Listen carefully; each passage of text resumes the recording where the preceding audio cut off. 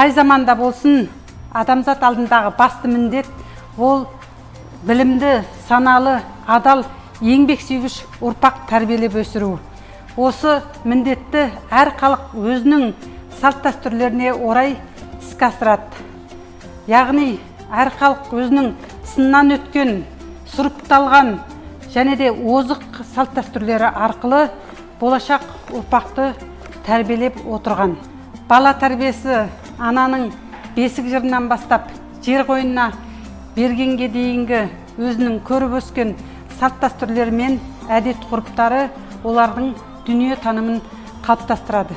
Бұл олардың өмір сабақтары деп айтуымызға болады.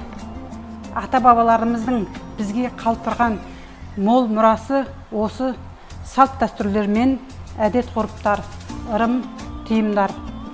Салт-дәстүр, әдет-ғұрып ол атадан балаға қалдырған мол мұра. Халық тәрбиесі балаға ананың құрсағында бастау алады. Оған куә дені сау баланы дүниеге әкелу үшін үлкен аналар әртүрлі ырым-тыйымдар жасайды. Осы ырым-тыйымдардың ішінде бүгін біз тыйымдарға тоқталып өтейік. Осы ырым-тыйымдардың ішінде біз тіршілік, шаруашылыққа байланысты тыйымдарға тоқталып өтсек, мысалы, нанның үстіне зат қойма, нанды бір қолыңмен үзіп жеме, нанды жерге тастама, сыпырғыны жоғары қаратып қойма, және де сүтті жерге төкпе, тұзды баспа, отты аттама деген сияқты тыйымдар.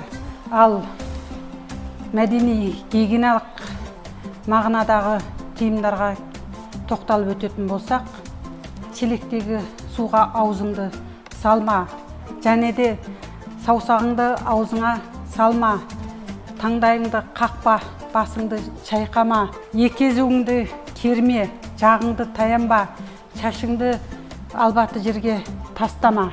Міне бұлар мәдени гигиеналық мағынадағы ырым-тыйымдар болса, экологиялық бағыттағы ырым-тыйымдарға келсек, жалғыз ағашты жұлма, көкті жұлма, құстың ұясын бұзба, малды теппе, су шашып ойнама, суға дәрет сындырма.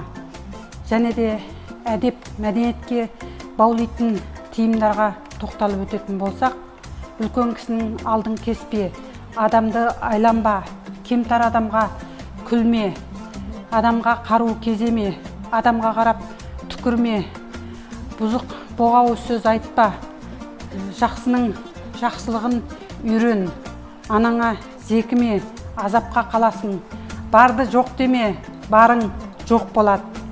Және де балаларды қауіп-қатерден сақтайтын тыйымдарға тоқталып өтетін болсақ, мысалы, отпен ойнама, отты аттама, пышақты шалқасынан қойма, үйге жүгіріп келме, қол-аяғыңды жіппен байлама. Қазақ халқы осындай ырым-тыйымдар, салт-дәстүрлері арқылы ұл-қыздарының оғаш жаман қылықтарын тежеп, тыйым салып, тәрбиелеп отырған.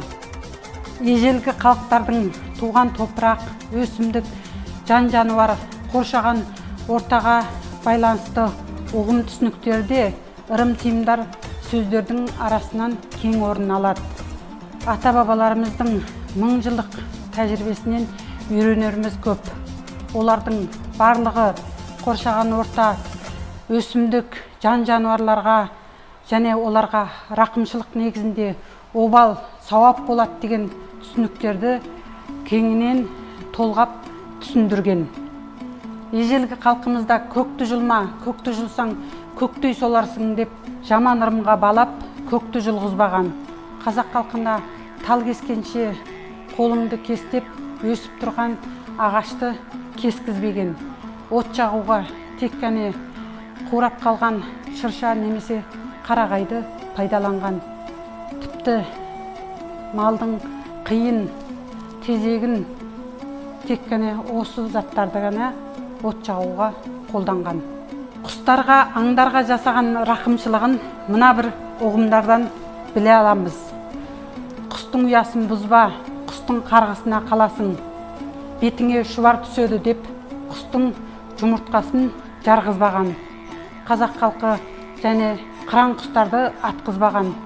Аққу құс, киелі құс деп оған құс салғызбай және атуға тыйым салғызған. Халқымыз ежелгі көшпелі дәуірде шаңыраққа қарлығаш құсы ұя салса, онда балапандары қанат қағып ұшып кеткенше көшпей отырған. Қазақ халқы малды тепкізбеген. Қойдың сүті қорғасын, қойды тепкен оңбайды деген. Қой мен сиырдың желіні ісіп кетеді деп жерге төгілген сүтті аяққа басқызбаған.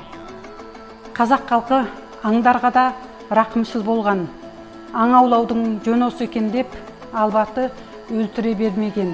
Тек қана өзінің қажетіне қарай аулап, қалғандарының жалғасты өмір сүруіне жағдай жасап отырған. Мінекей қазақ халқының тәрбиелік құралдарының күнделікті тұрмыста өнеге үлгі болатындарының бірі осы тыйым.